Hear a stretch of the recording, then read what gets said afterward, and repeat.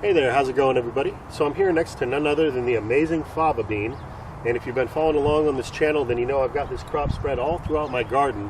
Now there's so much to talk about on this crop. I made a video in the past talking about some of the major points, but besides being a protein-rich, nutrient-dense plant with iron, manganese, folate, dietary fiber, this plant also puts off a beautiful bloom, and after that it creates pods, which when immature you can eat those raw.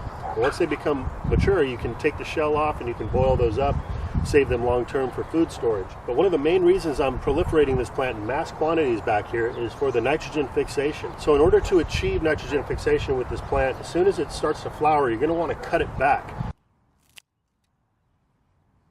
The reason for that being is on the roots of these plants are some nitrogen nodules, and that is used to actually feed the plant as it continues to mature and produce pods. By cutting it off as soon as it starts to flower, you're actually helping to release those nodules from the roots into the soil, helping to feed its surrounding plants. Now at this stage, this is a good point where I could actually pull one of these up and show you what I'm talking about as far as the nitrogen nodules, so I'm going to do that now. Here we've got another pretty thick patch going, so it won't hurt too much if I pull one of these guys out.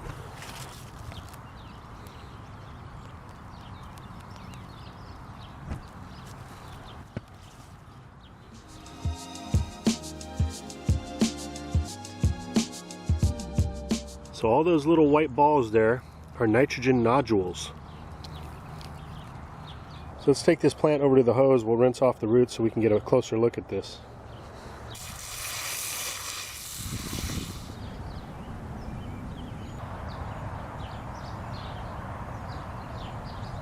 Now in order for the fava bean to actually create these nitrogen nodules, it's pertinent that you actually inoculate those beans first with a rhizobium bacteria. So if you haven't yet tried your hand at growing fava beans, I'd highly recommend you give it a try. It's one of the oldest cultivated plants known to man with a myriad of uses. And so with that, I hope this video finds you and finds you well. Take care everybody, I'll be talking to you again soon. So here's to life.